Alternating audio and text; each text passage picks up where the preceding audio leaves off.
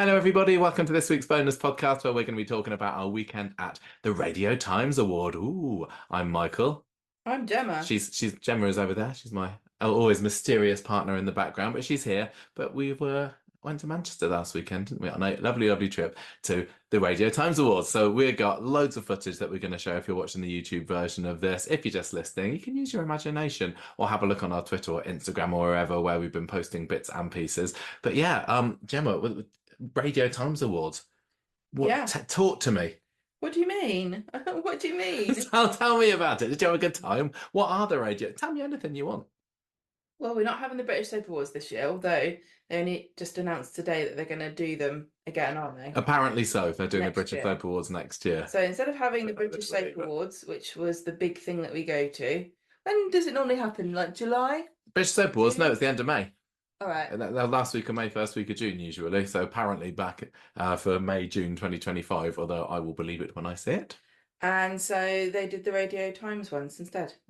So they announced the Radio Times Awards back in December, I think, and it went really quiet for months, didn't it? And then it was maybe like April, May time when they said this is when it's going to be, and it'd be the second weekend in July, and it would be at the Midland Hotel in Manchester. So straight away we thought, oh, I wonder what they're doing. Looked like they weren't going to be televised, which they weren't. Well, it's a magazine. It's not going to be televised. Well, you never know. They could be branching out. It could be radio-wise, as if it's the Radio Times. They don't get into podcasting. And it didn't seem like they were inviting any members of the public along to the awards as well. So we would try to get in. We emailed Radio Times, didn't get a reply. Managed to get hold of their publishing. No, what are they called? Promoters? Publicist. That's right. Yeah, they couldn't get us in either. So we just took ourselves on anyway. They couldn't accommodate us, so we accommodated ourselves. Yeah, we accommodated ourselves in the Midland Hotel. Yeah. Which is very fancy. We're going to do another bonus podcast probably next week where we'll talk about the non-Radio Times Award things that we did while we were there. So you'll be able to hear all about that then. But yeah, Midland Hotel, we thought we'd treat ourselves, and it was quite swanky, wasn't it? Should we talk about the hotel more? Yeah. When we do the other stuff? Fine. Yeah, we can do. So we're just going to run down what happened and all the fun times and stories. Definitely very lovely. So when we got to Manchester, we saw the hotel, huge building. It's been on Coronation Street a couple of times in the past, but we kind of approached it from the back way, I think, didn't we? And that ended up being the way that everybody started going in. There's a secret back entrance that looked like it was custom made for celebrity entrances. It's not a secret. Not a secret, but I felt very pleased with myself at finding it straight away. Yeah, it was just a covered entrance because they hold events and they've got conference halls and rooms and things. So this was it was well organized from the perspective of the fact that section could be completely blocked off from the rest of the hotel. So that's what they did. There was a corridor that could take you from the reception area of the hotel, and it goes all the way through to the outside. So they just closed that door and wouldn't let anybody in when they were having the awards. Yeah, because we obviously had to go in through the front entrance when we went in there, and they had some big electronic signs. It didn't say anything about the Soap Awards the first night that we got there, which was Friday, but Saturday it was all like the big Radio Times logo was there. I might call it British Soap Awards accidentally throughout all of this, sorry. And yeah, it said it was going to be in the Alexandra Suite, and that was what was accessible from the back. So we were right to have scoped out that back area. But like you said, the lobby entrance to there, Saturday morning, we got there and there was a sign saying closed for private function or something like that. Celebrities. So we had to make our own way in for the evening. Even we had a bit of a wander around. I think as soon as we left the hotel, we had breakfast there on Saturday morning, and we went out, and there were already a few soap fans gathering, weren't there? Yes, there were quite a few. Yeah, it was quite early in the morning. We had a nice breakfast. And then went out. Where did we go? Oh, we were looking for the bloody tram. We were looking for the curry tram. We did find that. So we will we'll talk more about that when we get to it. But yeah, so when we got there, when we came out, what happened, Michael? Oh, somebody recognised me. This is quite fun. It's happened once or twice before, but it's still very strange. Somebody came up to me and said, "You're the Curry podcast man," and I guess I am. So that was quite nice. A couple of people had come to come to the awards. Some of them, like us, were staying at the Midland Hotel. Some were staying elsewhere in the city, or had just kind of driven in for the day if they lived nearby. And we talked to them. And talked about plans and where they were planning to stand. Nobody really knew what was going to happen with this, because this was the first time, A, that the Radio Times Soap Awards existed, and B, that any award show that we'd heard of had been in the Midland Hotel.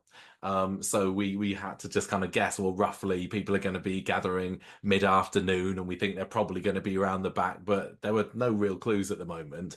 Until we ended up meeting someone who worked for who were setting up, didn't we? And they were able to tell us a little bit more. Yeah, we walked around the side, and then a bunch of people.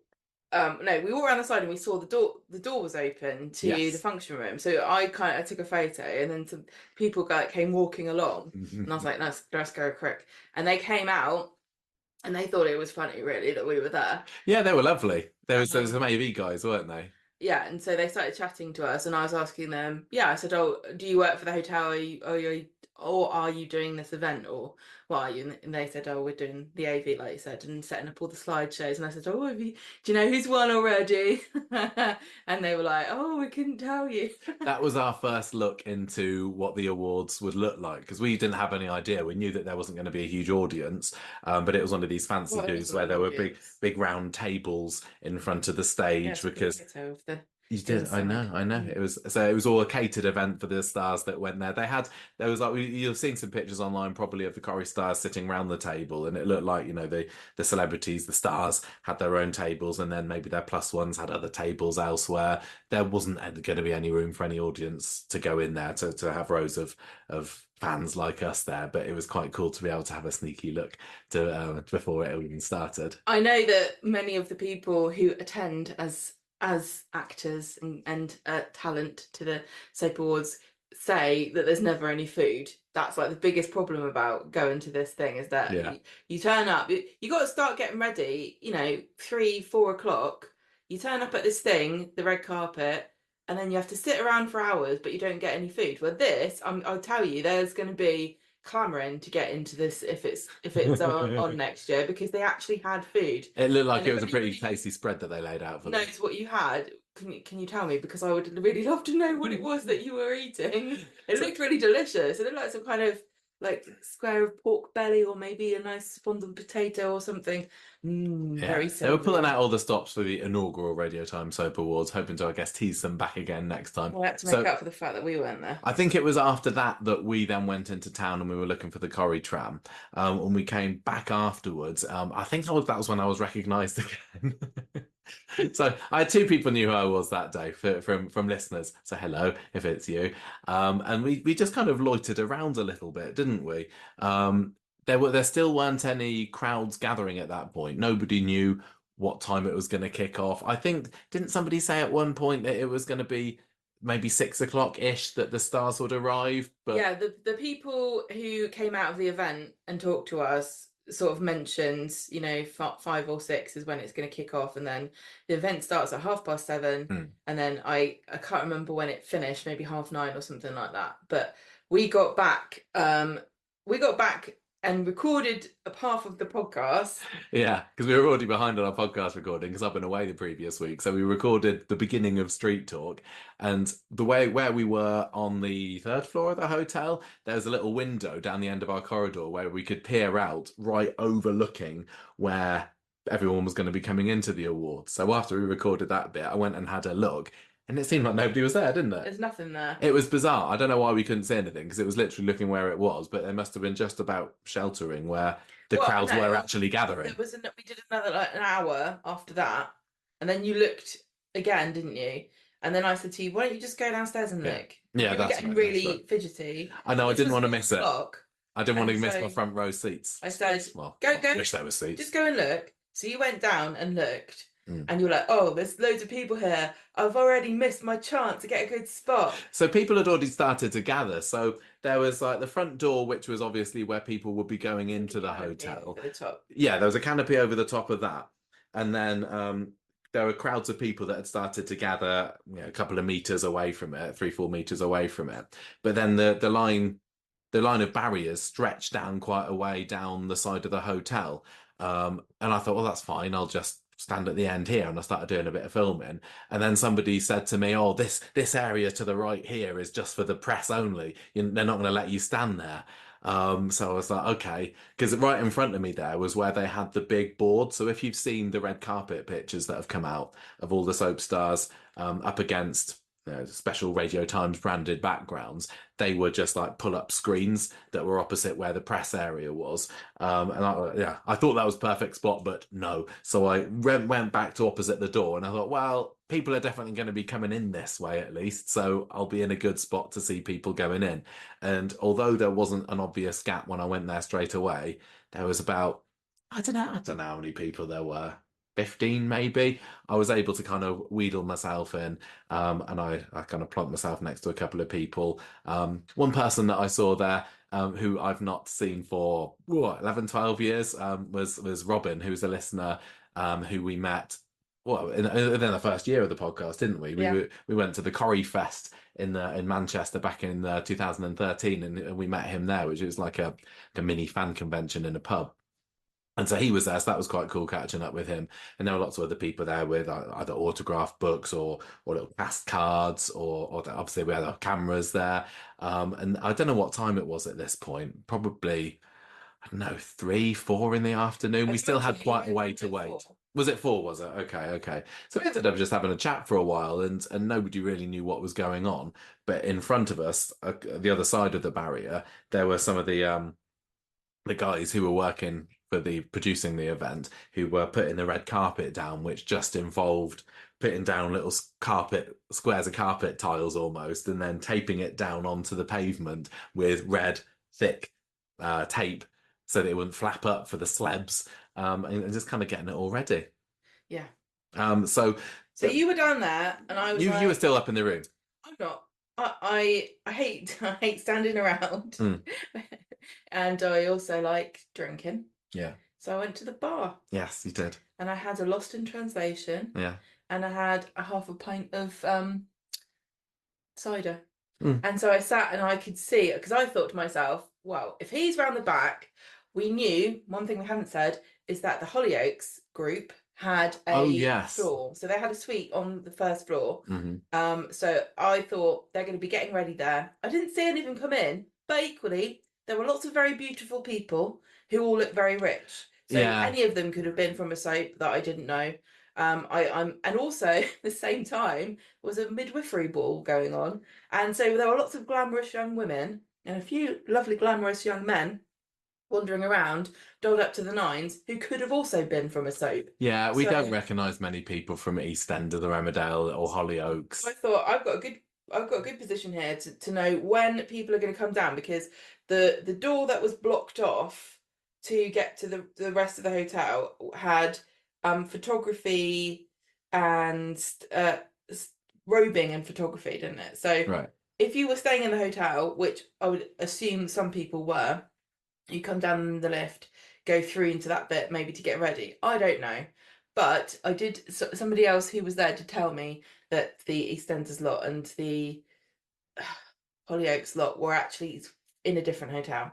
Oh, okay. And she wouldn't tell me which hotel it was because it was a secret. Well, we knew from talking to some of even the Corrie lot that they stayed in the Midland Hotel overnight, but because obviously Corrie is very local to it, most of them could probably go home. We'd heard that they'd been to Media City first, where the Corrie studios are, got themselves all dolled up, and then just got in the car, went 10 minutes or however far down the road to be able to get in. But I didn't see any Corrie people arrive through the front, and as you say, you didn't notice them, but they must have come in at some point. You just must have not seen them. Yeah, and we also so I'm sitting there and I'm drinking, and then suddenly I'm like, I recognise that bloke. Who's that? And it was the host, Brian Connolly. He was your celeb of the day, wasn't he? First celeb of the day. Yeah, he came down about 10 to 6 to the reception area and potted around, and I can't remember where he went. And then somebody else came out who may or may not have been a celebrity, who was wearing a suit. I don't know. He went away, and I kind of eventually got the idea that this was not the place to be, because oh no, a bunch of people who I think were the first Hollyoaks lot. Oh yes, they were. Gem's just showing me a picture now. There was There was Georgie Porter is one of those. She was the pregnant She's lady. now Georgie Porgy. Yeah, she is a bit Georgie Porgy at the moment. She's got a baby in her belly. She was one of the first people to come out. In fact, she might have been the very first one to come out onto the red carpet once it actually started. But as you say, you weren't to know who they were. I knew that You they were going in and they were dressed up. Oh, I So at see. 6:10, that's when they went through to the back way. And Yeah. I was like, oh God, I'm gonna have to go, aren't I? So I went around. But meanwhile, what was happening with you? I forgot to say earlier, somebody also asked me for my autograph, which is quite nice. I've never had that before. I'm just a Hooray! simple podcast host, but thank you very much if you asked me my autograph. I just wrote my name. I hope that was good enough for you. So my names are in the same pages of all the soap stars in that person's book. So thank you very much. Who's that lovely lady who does the soap stuff? She did the evening with Stephen Oh yeah, the Reeve. Sharon Yeah, Marshall. yeah. She's like a soap celebrity who isn't in the soap. So maybe you're the I don't podcast think I'm quite on version, the same level as her, the but thank you podcast anyway. version, which is always slightly not as good. Well, at that time, before the people started coming out, there was lots of busying about going on. The crowds were getting a bit like, oh, I had a really bad back. My feet were aching. I You're was getting thinking, too when old for all I this. am getting a bit too old for this. It's fair. Um, Maybe next time they can let us in the press Maybe area. they can let us in the press area next time. I don't know. But there were lots of important people coming out with clipboards and saying, "Hi, I'm so and so. Come through, come through." I didn't know who anybody was. The very first people that we saw, I think the very first car that came, it drove too far forward, and then people started getting out, but the entrance was about 10 Yeah, meters or so backwards, so the car had to reverse down the road. so what they'd done is they had fashioned a funnel Mm, um, for the celebrities to get out behind the red velvet ropes, mm, and then they would go down this funnel of first of all a board for photos, which yeah. had all the logos and the sponsors and things, Hmm. and then they go a bit further on, and then was like a video bit. Yeah, and that's So where the some of them you're just seeing getting their interviews done. interviews, and so I think the press were only allowed in that bit. So they successfully managed to stop us from being slightly to the right of where Of we where all the wanted to press were. be. So well done. But I Not I better. I got a better position anyway, so I don't Yeah, you really did mind. eventually, didn't you? But the security guards, I ended up talking to the security guard for quite a long time, and he's Mm. going to do our basement. But that's by the by. Anyway, so they came out and they went down the funnel, but yeah, there was a bit it was a bit of a scrum. It could be because there wasn't a way to stop people from sort of surging forwards once people had gotten out of the cars. Right. And also sometimes there'd be a bit of a traffic jam of celebrities if they all got out of the car at the same time and they were waiting because they'd get their photo taken one by one. Sometimes they got their photo taken in a big group, but if it was individual photos, they ended up standing sort of just in front of where I ended up being. Mm, mm. And so I they had no idea where you were no, through all of this. I was at one end of the funnel, and you were right at the other end. And I honestly, I thought that you were inside. You kept that a bit of a secret from me, I didn't was you? being That you were mysterious. in a very, very good position somehow. You just kind of did you what elbow your way in through the There was packs. nobody standing there, so I was like, this is a spot. I found it. And then I didn't want to tell you where I was. Mm. And every so often, a big group of Corrie people would come and I'd be like, Michael doesn't know they're coming. And then you text me and be like, oh, I've just seen Daniel Rothbank. Yeah, I'll be like, 'cause I know. well, the first people that came, I've got no idea who It's they because are. I wanted it to be a nice surprise for you to see all the Yeah, it good was a nice footage that I surprise. got. Yeah, it was. It was great. The first people that came through in this first car, I don't think they were soap stars. There were some very glam-looking ladies in slinky dresses, and a man with a big black beard and a cowboy hat on, I think it was. And we saw him on and off throughout the night, didn't we? I think he was just really enjoying being at the Radio Times Soap Awards, whoever he is. If you're watching the video version of this, I'm going to put some footage of this man. If you know who he is, put it in the comments because I've got no I idea. think it's really I'm nice really, really curious to find out. if you're a hat lover to have an occasion to wear it. Yeah, yeah, exactly. So they came in first, and there wasn't any kind of anyone shouting out, "Oh, give me your autograph, crazy hat man," because nobody knew who he was. But then eventually, because the doors that they went in were glass doors, so we could see people getting ready to come, and then this Georgie Georgie Porter, did I say her name was? I could see her preparing. She had this glittery golden sort of dress. Yeah, so some of them came from the hotel out. Yeah. And some of them came out into the hotel. Yeah, it seemed like Hollyoaks, because I guess they had all their suite upstairs, and that's where they were getting the makeup done. They were coming out from the hotel, whereas Coronation Street, for the most part, were out going in. Whenever there's an event in Manchester like this, like a soap awards or anything, like there's anything else, they will go first to Media City, to the studios, and that's where they get ready. And then they'll have the makeup and their hair and everything done there. Then they'll come in a car. Yeah. And when this awards and things are in London, they obviously will have a hotel where they get everything done. But because it's based in Manchester, they didn't have to stay anywhere. Well, where I was standing, I was a little bit worried, because although the doors were pretty much, I was just to the left of the door that people were going in and out of.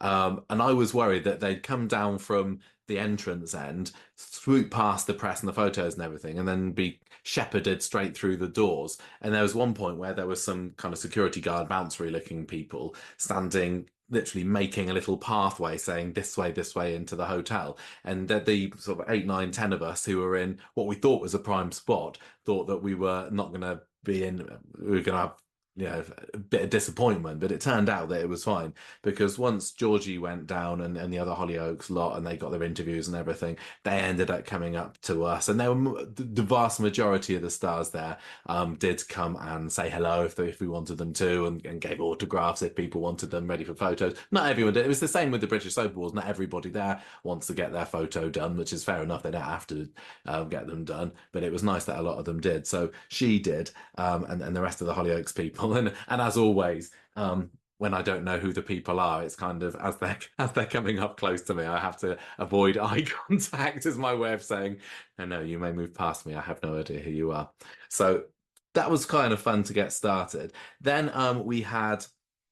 Oh, then I saw Matt Hilton, who is a director in Coronation Street in Emmerdale. Sorry, he's done a lot more Emmerdale recently. And as you know, if you've listened to the podcast for a while, I interviewed him a few years back. He does some quite interesting, unique angles and shot ideas with his stuff. So I'm really, really impressed with his work. And I just was not expecting to see him there. So when he was lining up ready to go in, and he turned and he kind of pointed at me, I was like, "Oh, Michael." Then he came over, I was like, "Oh my God, what are you doing here?" And he kind of shook hands, and then he went back in. So that was lovely. He was the first person that I recognised there.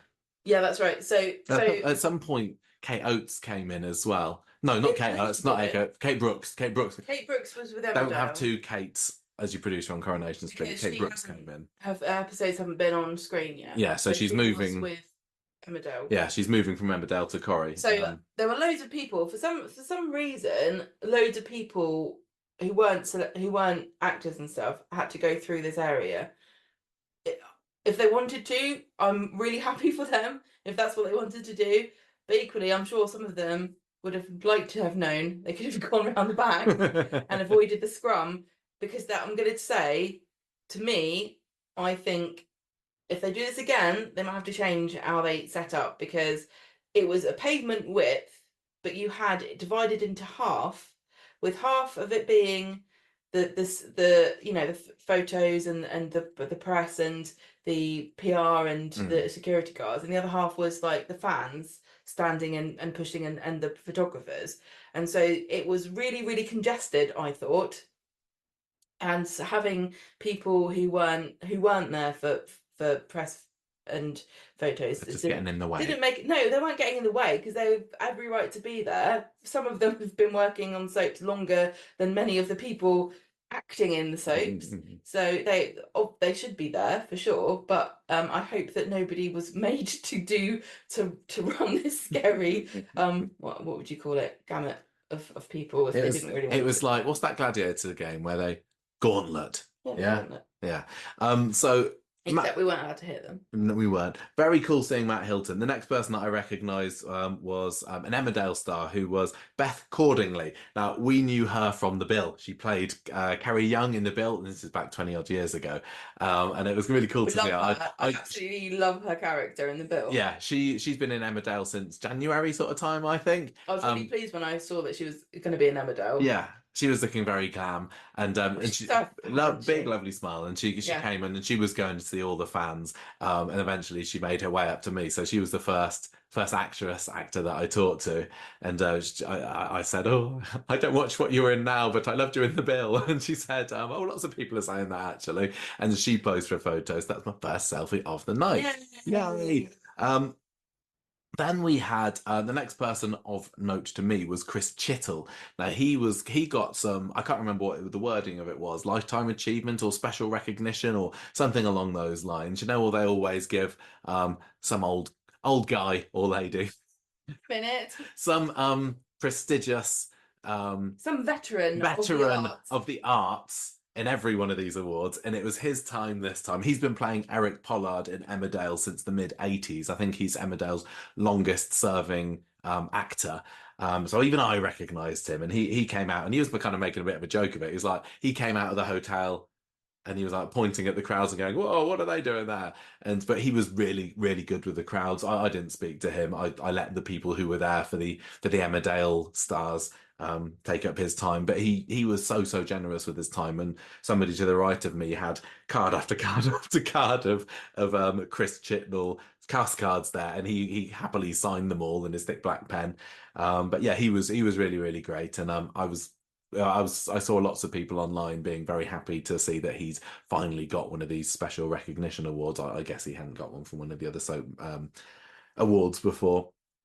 Um, right, so I don't know whether you want to do any kind of outfit talk for some of these, because it was around about this time that the Coronation Street people started to appear. And the first ones that I saw, presumably the first ones that you did, were Luca Toolan, who plays Mason, and Charlie Renshaw, star of the night, who plays Harry Connor. Harry Houdini. So, no, what am I talking about? Liam Connor. He didn't play Harry at all. Oh my God, that's embarrassing. Right. Liam Connor, he plays. The first person I saw was Jodie Prenger. Oh, she must have taken a while to go down from me then, because I didn't see her for a little while. When did you see her? I Well, saw just a her. little bit after this. I definitely saw the two lads first. I'm trying to look through this in order. Maybe I'm wrong. It's really hard because I only took videos. I didn't take. Oh no, you're right. I only took videos. I didn't take photos. So I've got to watch the video to see what the hell's going on. You're right. So yeah, the lads came out.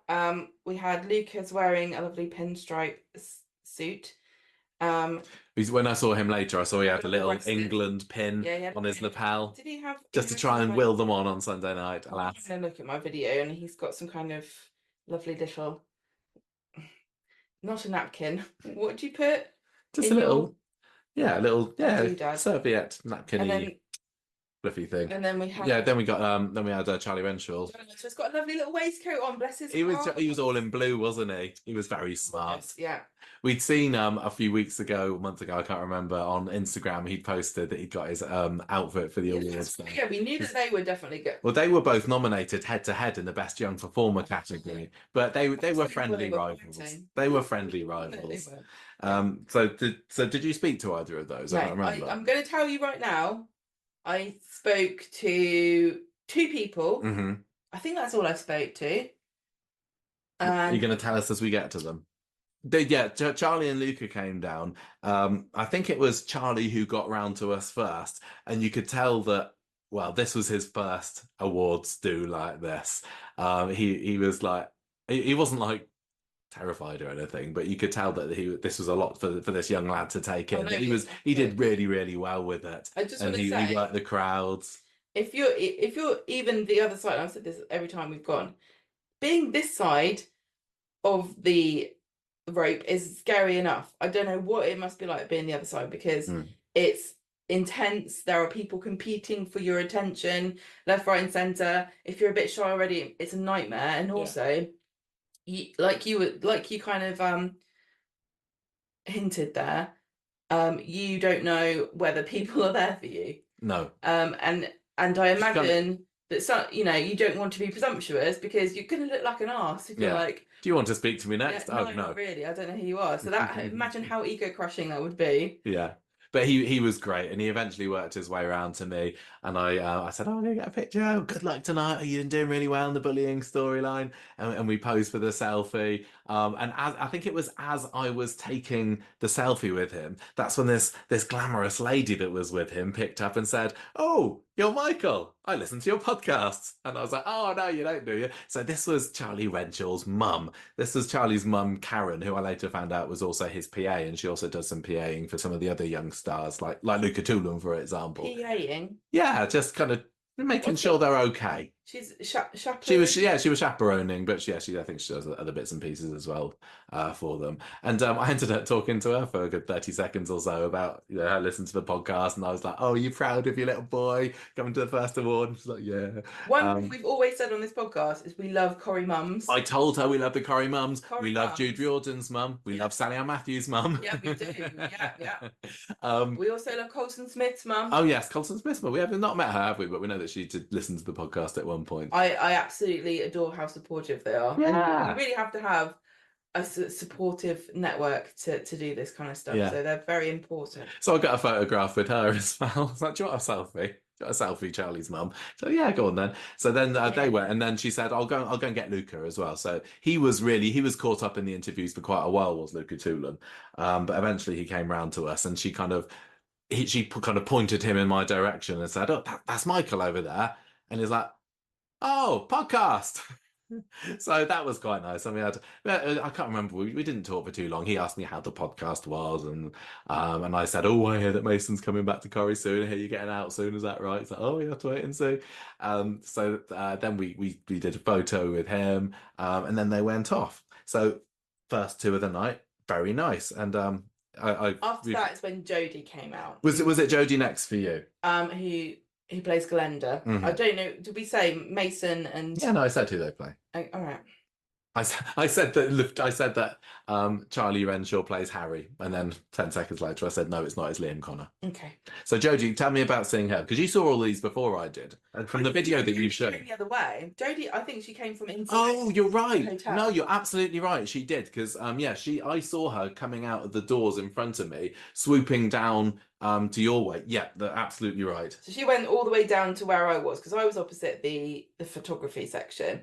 And of course, magnificent as always, wearing a really gorgeous, like electric blue satin dress with it's kind of like a Spanish style, like frilly base. So maybe she's trying to send us a message about who was going to win the football. With some nice kind of blue matching cage shoes, and long sleeves with a kind of like balloony bottom to them.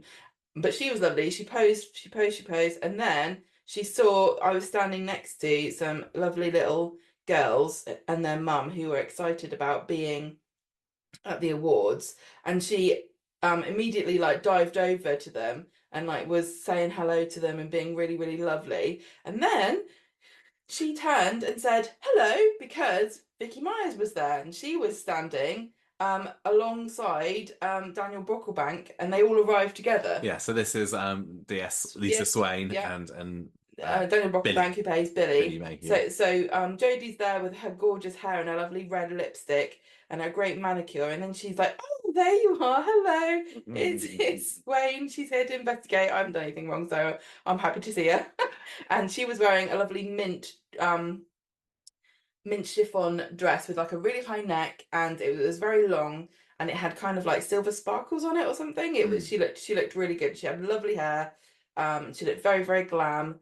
And then Daniel Brocklebank, he kind of looked a bit like maybe a Bond villain who seems nice to begin with, but then turns out to be evil, because he was wearing a white double-breasted suit to nicely accentuate his beautiful tan, which he must have got from sitting on the roof of the church or something and having a sunbathe. And behind him was the very, very cool Callum Lill, who currently plays Joel, but for how much longer we don't know, because he's up to no good. He's a wrong one. And you were very excited to see him, weren't you? I was so excited to see him. He was wearing sunglasses, and I stopped recording because I wasn't going to record conversations.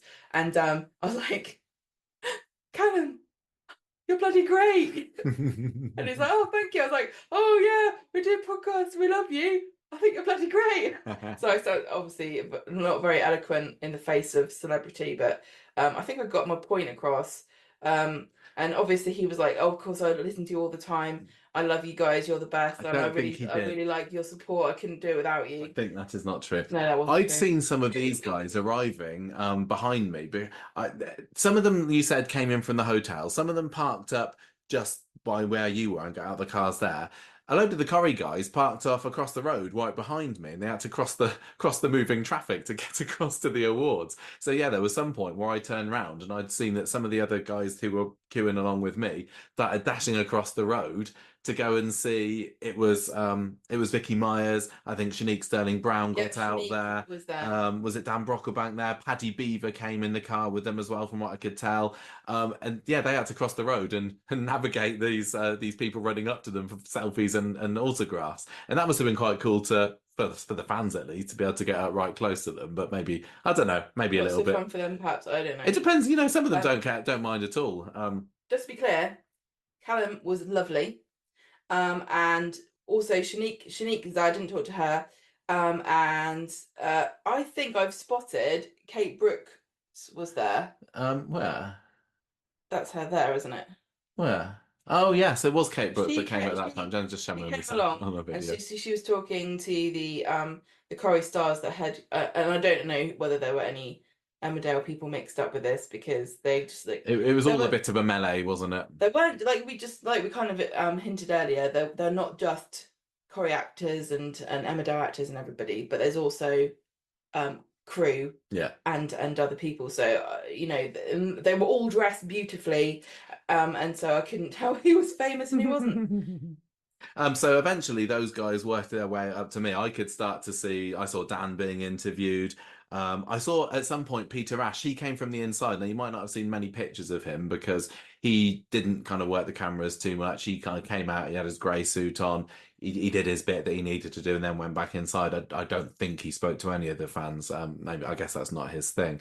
But yeah, eventually Jodie made her way over to me. Now I'd been sending her a few messages during the day to say you come in, and she said, "Oh, I'll have to go and find you. If I don't see you outside, we'll meet up and have a chat later." But yeah, she kind of swooshed over to me, and we talked about maybe meeting up later, and we got a photograph. She's brilliant. Jodie Prenchett is one of the nicest people on Corrie, isn't she? She's always got loads of time for us. She's just like how Glenda seems to be on the Really is. I program. don't think it's much of a stretch for her to play Glenda. No. But yeah, she is really lovely, and she understands how to interact with fans, Yes, which I think definitely. is a bit of a skill, and it's She's always very complimentary about our work. Oh yeah, but she's just nice for everybody, and she takes time, which does make a big difference.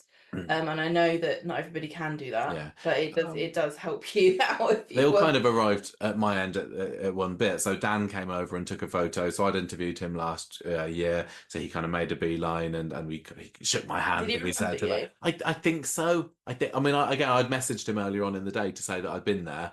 So I don't know. I think he probably did. Callum Lill came over, and as I was taking the photo with him, I said, "Oh, I do a podcast." The conversation didn't go much further than that. He probably thinks this place is swarming with podcasters if you'd said the same thing. He doesn't know who we are, but he was great. Yeah, there's no reason at all for him. He was having a great time. He was loving it. Yeah. You're right, like you said, he's not going to be in Corrie forever, and he is, as he is on social media as well, taking full advantage of being in the public eye and being out there. Shanique, who was there too, she was really lovely with the girls next to me as well. That was really nice of her. Yeah, Shanique was a funny one because she came over to me and we saw her at the studios. Yeah, before she was on screen in Coronation Street. When we did that behind the scenes visit a couple of years ago, we were introduced to her.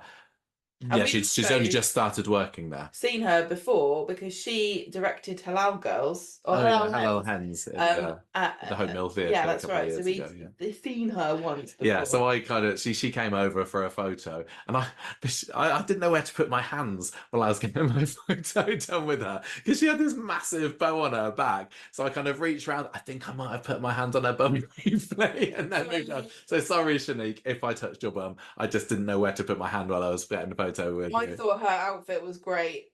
She had this really nice, awesome. Like a big bow. It was really old Hollywood. I love it when stars do that. Sally Ann Mm. Matthews normally has like an old Hollywood kind of style, Yeah, she gorgeous wasn't there outfit, this and time, was she? Shanique's outfit was like a black and white Mm. satiny dress with a big bow on the Yeah, back, we so didn't she was talk for wrapped too up long. like a present. There weren't very many that we could talk to. We didn't have long conversations with anyone there because they had to get round there to get round people. They had to get inside, and it was already just this procession of soap stars coming. But I said, you well done. You're doing brilliantly. You've come such a long way since we saw you. Now everyone loves Dee Dee. So she was absolutely delightful. Vicky Myers came down at that point. I think she'd maybe spoken to one or two fans a little further down. I'd seen her doing the interviews, but she didn't come round our end. She just kind of went inside, gave a bit of a wave. Next one was quite a big name. Not for Corrie. Well, I mean, she has been in Corrie once, but the next person that I saw was Michelle Collins. So I can't even remember. Did she play Cindy in EastEnders? Does that sound about right? Sorry about ignorance if that's not true. But she was most famous for Corrie fans for playing ill-fated landlady Stella Price back about 10 years ago. And she, it's fair to say, isn't the most beloved of Rover's landladies. She didn't have the best tenure, did she? But she did her best, and she put on a Manky accent for it. She did put up a Manky Manc accent. And I called. She was going around, and everyone else was like, "Whoa, Michelle Collins! Wow, I can't believe it's you. You come here." And I was like, you know what? I'm gonna get a photo with Michelle Collins as well, just in the same way that I like to have a photo with Danny Dyer when he comes. Just kind of ironically, I was like, "Yeah, let's get Stella Price in a photo with me." So she was lovely. Again, we didn't talk at all. She was very quickly just going, "Smile, next one, smile, next one." But yeah, thank you very much, Michelle Collins, for stopping. Did you see her at all? Did she come down your I end? don't remember seeing her. No, the person I saw after Shanique and Vicky had gone through was Paddy Beaver, and he was another person I spoke to who was really lovely because I waved at him, and he recognized me because we saw him. We've met in twice before. And he was great. The first time we ever met him, he was like, "You guys slacking me off." Because we didn't like Max, and that really endeared me to him because he was like, "Yeah, I'm gonna call you out on your crap to me. Why are you being so horrible?" But he's joking. He knew that it was all in good fun. So ever since then, I've really had a soft spot, and I know that loads of the cast really like him. Paddy Beaver, I think I might say is like the nicest person, one of the nicest people. There's lots of nice people, but Paddy Beaver is up there, right on the creme de la creme of niceness in Coronation Street. He is the loveliest guy. He's friendly, he's warm, he's really lovely to chat to. So yeah, he came over to you, didn't he? No, he didn't come over. I waved at him, and he was like, "Oh, hi," and I was like, "Oh," and then we just talked for a little bit because it had been kind of, did my arm just come out? Yes. It had been very miserable and raining a little bit, and then the sun came out, but the sun was blaring straight onto the photo board. So I said to him, "Oh, how's your squint? How are you at squinting while you smile?" And he was like, "Oh, I don't know. You should smolder instead." And you told him to smolder. I did. I said you should use your smolder face because then it transmutes the squint into a better look. And he's like, "Okay, I'll give that one a go." Well, I spoke to him a little bit later on, and he said that the video that you took of him posing, he very much liked the angle that you shot him at. So clearly, your advice for posing did the job. He looked lovely. He's wearing a mint-coloured suit, and he looked great. I thought it was grey. Well, I thought it was green. No, I think it was light grey. I think I might have seen him wear it before. Oh well, it looked very green in the sunlight. It doesn't. Yeah. Either way, he looked fab, and he took my advice. Yeah, if everybody knows that I am the best at giving advice about how to look good in photos. I think I wasn't able to speak to anybody else after this because he came along with a few others, which I'm sure you will talk about in a minute. But by then it was getting close to 7:30, wasn't it? And that was when we knew that the red carpet was due to end. So we saw him and the last few people having their chats with the press, but they just went straight in after that. Yeah, I don't remember if anyone else was there, but yeah, there was obviously Kate Fitton came along shortly after. Of course, and Kate, yeah, I mean, woman of the night, at the moment, yeah, she really was. Yeah. Oh, and then we had Liam McShane as well, and he had I assume that's his lovely glam mum there. I would assume some so. Other responsible adult. Kate Fitton had quite the outfit on. on Saturday night, didn't she? Yeah, she turned up and Played she Lauren. looked quite nervous, yeah, Lauren, and she had her beautiful blonde hair piled in a lovely tousley curly updo with tendrils coming down, and she had this really lovely pair of bright red, like cascading earrings, like dangly lovely earrings that matched her red lip, but the rest of her outfit was like black with gold jewelry accessories. And so she had this kind of like cape-like look to her hair, to her dress, sorry. And when she went onto the red carpet, they were getting her to like flick her sleeves up, and she was kind of like she's gonna take off like a bird. She was flapping her sleeves around to kind of like create this dramatic effect, and Yeah. she had a nice little red bag on. She had a great time. She looked nervous before she got onto Yeah, the you red said that she carpet, looked a little but bit then once she nervous. was there, I think she kind of like she didn't. I don't think she had time to worry I about. think some of the young ones, especially some of the young ladies we've seen in the past do. I remember Millie Gibson looking really, really nervous at an award ceremony once when it was one of her first Not doing ones. anything. But Kate Fitton, everyone wanted to know what she had to say because this was mere days after Lauren's dramatic return on Coronation Street. So she had people holding microphones in her face all over. And I was like, no, come on, come down this way. But as I say, eventually she didn't. She just kind of swooshed past us and then went in. Same with Liam McShane. Yeah. He didn't stick around too long. There was one bit when Liam went in and he'd signed in at the desk, and then it looked like he was about to come out again. He was kind of standing there on the precipice of the hotel and the red carpet outside, and people going, Liam, come and say hello. But he didn't have time. He had to go into the room. It was literally just turn right once you go in the door, and then you were in the big hall for it. So that was it for the red carpet. Everyone else over the period. I mean, there had been. You said Ian Beale who plays it. Oh, is that I've got Adam? a good, Is that good. Hello Adam? How's Adam? Adam Woodyard. Yeah, Yeah. yeah. He plays him. I recognised him. There weren't many other people that I recognised there from the other soaps. But yeah, that was a good, 10 odds people from Corrie, which doesn't really compare to what it was at the British Soap Awards. But I think this really was just a testing ground Well, there's also for the wasn't Radio Times probably Awards. enough room because Hmm. yeah, and there were there that many nominations? I can't remember, but Yeah, I think the same well, amount. no, I don't think there were as many because didn't the BSAs had stuff like Best Family and all that. Yeah, but I think there might have been some awards here that the BSAs didn't have. I know a lot of people were hoping that Todd Boyce would be able to come along because he'd been nominated in like the villain category and stuff, but he wasn't able to make it. Yeah. I messaged him the other week and he said I can't make it unfortunately. So yeah, but I think everyone had a good time. And I know that even if some of the soap people might be a bit short or a bit rude or not, it's because they're nervous and they're probably really distracted. And I don't blame anybody, because I don't know, I don't know how they do it to try to look good in these photos and then have all these interviews and people shouting at you and everyone's filming you and taking photos and asking you for autographs, and there's kind of like people there that might not even like you who are asking you for attention, and then go online and moan about you. So very hard job, but they all looked wonderful and they all looked great. Well, this is the point that the crowd started to disperse, and Mm. I was ready to go inside. And at this point, I thought that Gemma was still in the hotel, snoozing away or boozing, snoozing or boozing, one of the two. But then you kind of you popped up behind me. It's like, hello, I've just been in a really good spot at the other end, and you showed me some of the footage. Like, oh wow, this is brilliant footage. So yeah, you ended up kind of saying that this was one of your favourite award ceremonies, didn't you? That we've been to. Not well, yeah. I mean, also normally we stand together, don't we? So Yeah. I take video while you take pictures. Yes, often there's videos of people talking to me, which we haven't got this year. No.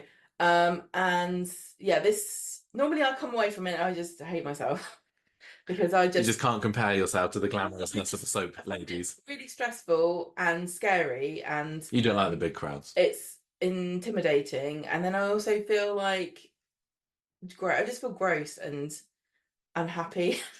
And this time I was like, no, I had a good spot and people were nice to me, and I saw Paddy and he was really lovely. And I chatted to him and I think that made me happy. So yeah. So but that wasn't the end of the evening for us. I spoke to that was nice. Callum Lill, you said. Oh yeah, Callum. Yeah, but Paddy was nice because he knew who I was. Yeah. So we the crowds dispersed. We went out for dinner. And then came back a little bit later. And we had no idea how long the awards would be. It ended up being 3 hours or so, maybe, because they had their meal there as well. So we went back, came back to the hotel, and then just set ourselves up camp in the hotel bar.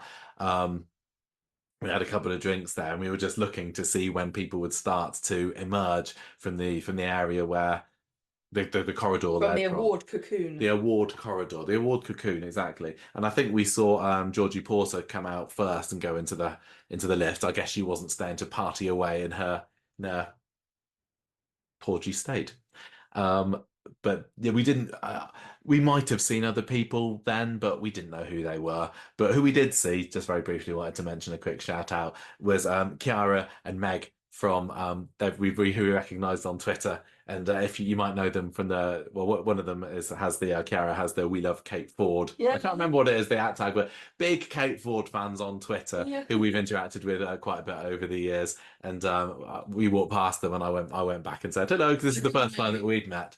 I didn't know where you'd gone, so I was just sitting there going, "What's happening?" This was lovely. We had a very lovely chat about this and that. So hello, girls. Very nice to see you, girls. They look like they're having a great time. Yeah, and then what did we do then? Did we go back to the hotel? Sorry, went back upstairs. There were a couple of points in the evening where I thought that'll do. It's over for the evening now. And there was news on the telly that I was. There was big American news on the telly on Saturday night. At all because it's not the place for that. But I was distracted, and I was like, "I'm watching the news now." So Michael said, "I'm going to go back downstairs because I think they all get kicked out at midnight." No, I went a few times. I went before then. First time I went was about 10 to 11 because I thought, well, maybe people are going to be getting kicked out now, or people would be choosing to leave.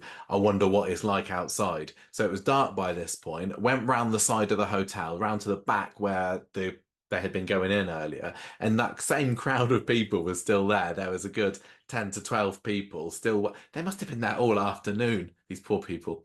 But I guess they got to see more celebs than me. So, but I think when I got there, Luca Toolan had just been out to say hello to them, and he went back inside. And I stayed and I talked to Robin and some of the others. And I think this is when you then texted me to say that Paddy and Kate had just come out of the celebrity cocoon, hadn't you? What did you say? Because I hadn't. I was still at the bar. Yeah. This was I left Gemma boozing. This is back in time now. Yeah. We went up to the room. Oh yes, of course. Yeah. That's right.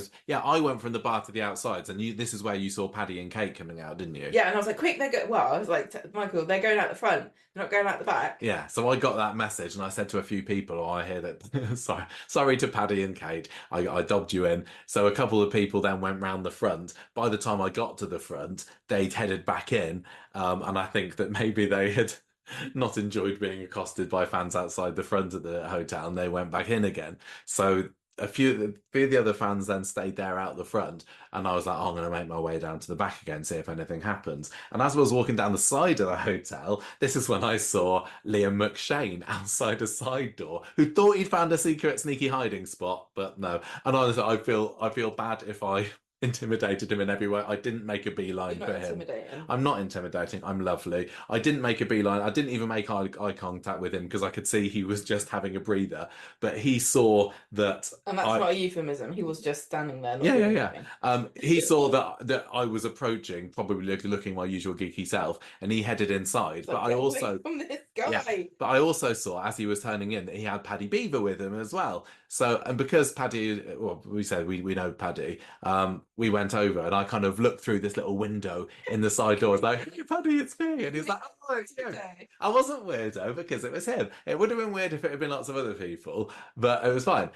It's totally normal. So Paddy comes out and has a little chat with me very, very briefly. So I was saying, how you doing and everything. But then this is when some of the other people who had been around the front came, and we felt like we were maybe swamping him a little bit. So I was like, oh, I'm sorry. And he was like, it's all right, you're my friend. So that's my claim to fame for the weekend. Paddy Beaver told me that I was his friend. So he ended up going back inside. That was really lovely chatting with him then. Then we went round the back again, and this is when Luca Toolan and Charlie Renshaw came out. Mum didn't. It was just the boys. And Charlie was there with his award that he'd won because he picked up the best young performer. Yeah. And he was there kind of showing it off. again, he was not being a show off about it, but he had it, and people say, "Oh, let's have a photo with you and your award." Good for him. Yeah, exactly. Just before they came out, I'd seen them sitting at a table right by the door, and I saw Luca Toolan texting away on his phone. And as I was doing that, I saw a little notification pop up that he'd added us to his Instagram story. So I saw him doing it. Yeah. Anyway, I didn't speak to Luca that time, but he was talking to the other guys about the football and what are England's chances tomorrow, etc. I don't know. Well, didn't do so well. One person we haven't mentioned at all yet, who was also a winner, was Peter Ash. Yes, he was. Yeah, he was Curry's second winner of the night, wasn't he? Well, it was everybody involved in the MND story. Yes. Got storyline of the year, so well done to them. But he kind of bobbed out and bobbed in. He wasn't a big no. Big hobnobber. No, he was not. But Charlie came up to me and I said, "Oh, can I get a photo of you and your award? And then can we have a selfie?" And I think this is when Robin offered to take a picture of me and him together, which was nice. And then I did the same back with him. And then Callum Lill came out and we got a photo with him. I don't think we really spoke very much though. No, okay. No, I don't think so. So then they all went back inside. And at that point, I was like, right, I'm done for the evening. It was about, I don't know, 20 past 11 or so at this point. I'm going to go back inside. I call it a day. I think we've had quite a successful night. We've got some good photos, got some good footage. Up I go. So I went upstairs and you were sitting on the bed and then you were watching the news. And then we got By this point, I took my socks off, so I was not leaving that. Yeah, Gemma had she settled down for the night. I'd clocked off. Well, I'd said that I had, but it turned out that wasn't the case at all. Because we got to just before 12 and I was thinking, those guys at the side door earlier this morning said that it's kick-out time at 12. I don't remember saying that. Maybe I'll just go down at 12 o'clock and see if I can see anything. Is that all right, Gemma? Yeah, go on, I don't care. So I left Gemma blobbing around on the hotel bed while I went through the corridors, down into the lift. Fort of pillows. You did. You were nice and cozy. So I get all 4 pillows, so I made myself a little fort. So I went down in the lift. Lift doors open. Right in front of me, it's Paddy Beaver again. he just won't go away. I won't go away from him. He's the main character. He's the main character of this awards show. Paddy Beaver is. Our paths kept on crossing. So he was literally, as you go out the door, the bar is there in front of you, but just in front of the bar there were some tables and chairs, and he was sitting there looking on his phone. He had his head down, and again, if this had been anyone else, I know what I'll do. He looked really peaceful there, like he doesn't want to be disturbed. He's like, "Oh, don't leave me alone." The only reason that I went over to him is because we started talking earlier in the evening and we didn't really get a chance to carry on. So I went over to him and he was like, lovely. And he's like, "Oh yeah, hi, come and sit down." And he had this bottle of wine in front of him. And he's like, "I'm just sitting here, I'm just waiting for Jodie. She's just gone upstairs." And he invited me to come and sit with him. And we ended up talking for 10 or 15 minutes or so. And you drank wine. I did not drink any wine. He didn't open the wine there. He took it back with him at the end. But yeah, we talked about all sorts. We talked about a bit about Harry McDermott, who played Max before him, and he said, "Oh yeah, he went to my stage school." He talked about the character of Max and the fact that a lot of people he reckons have got the wrong impression of him, and saying, well, people say that Max is a bit of a bad lad, but really everything he only ever does that's bad is to try and do good for other people. I don't know what people think about that, but that's Paddy's impression. And I think when you play a character like Max, you've got to have a reason to be able to get underneath your character's skin, don't you? Critical about the character of Max, but again, there's nobody in the world who thinks they're the bad guy, and I think that the way that he plays Max in such a understanding way is why Max is such an interesting character. Yeah.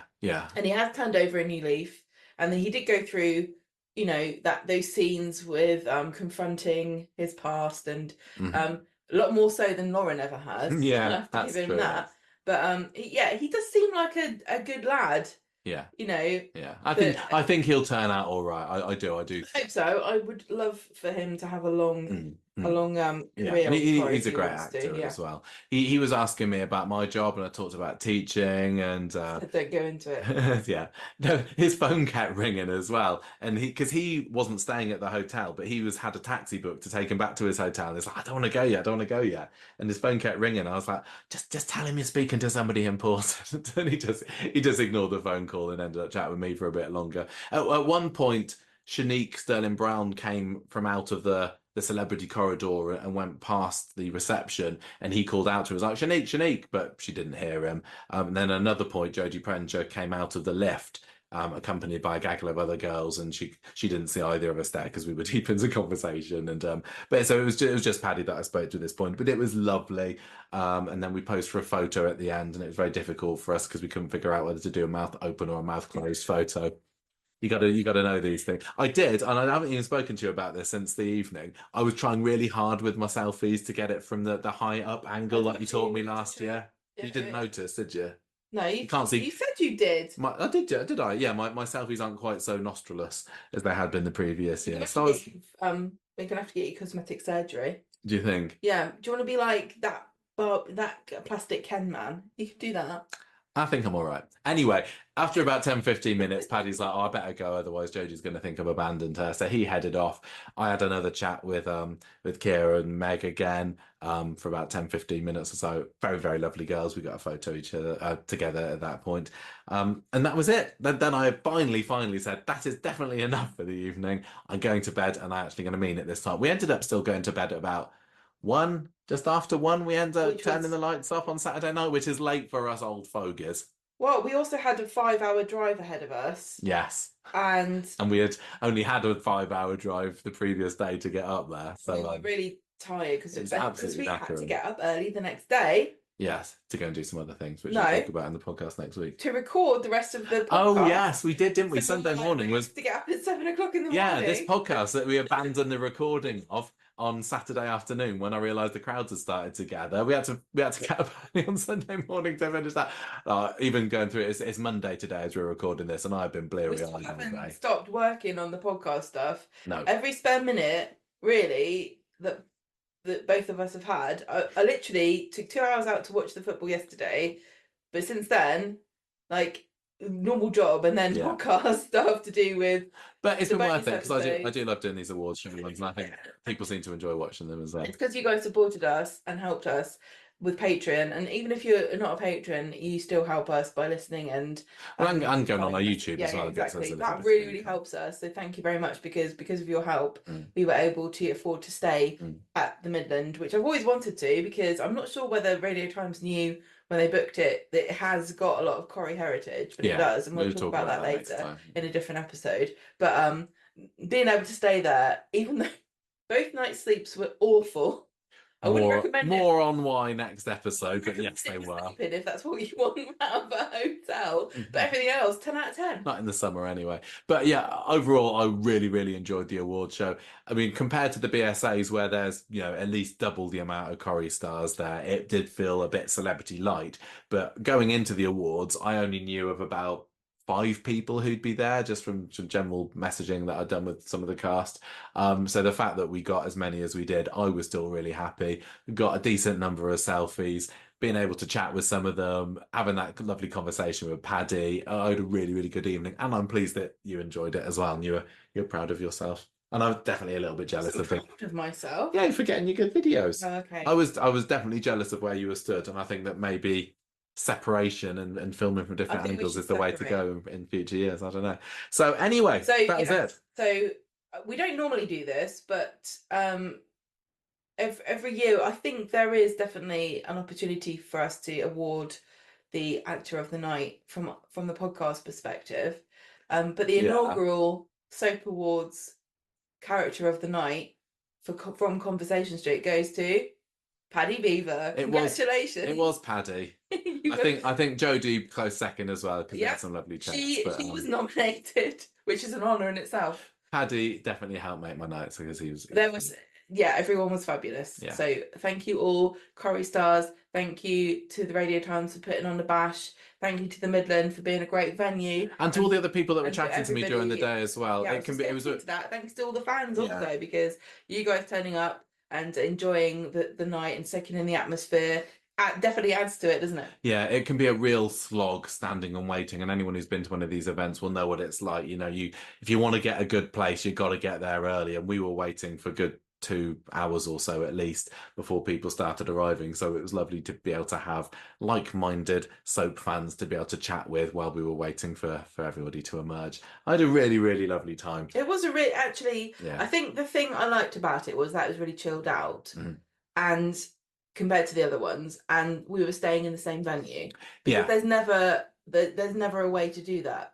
No, with the other ones we've been to, British we Soap have Awards are hosted at the Lowry, at the Lowry, or there's no hotel there. yeah, It's, Media City has hotels, but there's none. It's not a hotel; it's a theatre. no. And I've forgotten the name of the one in London. Yeah, I can't remember where But it is. there It's a isn't famous theatre, but I can't there's a remember. hotel nearby, but it's not the same thing. So No. I don't know whether they'll do it again. I don't know if they do it again, if they'll be in London, and if they do it again in Manchester, whether they'll have it at the Midland or if it will be a bit of a bigger do, so they'll have to relocate. But Yeah, I wonder. just for this year, great. Loved it. Yeah. Thanks to everyone involved. Well, I hope you all enjoyed listening to us talking about the awards. If you're on YouTube, I hope you enjoyed watching all the footage and the pictures and everything. We have got loads more to talk about this trip, but I haven't got time this week to talk about it now. I've got so much on. Don't want to make excuses, but you understand, don't you? And it just stretches it out, so you've got a little bit more to hear about next week. Anyway, thank you very much, Gemma. You were wonderful company on the recording and for the weekend. We're going to go now. I drove. Well done. Home. Well done to Charlie Renshaw and Peter Ash as well for their awards, and I suppose EastEnders. You did quite well too. We talk about the awards themselves and the we'll talk about episode, that in the actual podcast when we do on Saturday's show. We talk about who won and stuff and what we think about them, and the fact that Coronation Street was cheated and robbed and left dead in an alley and a ginnel because nobody appreciates their art. But that's not for now. No. For now is goodbye. Yes, goodbye.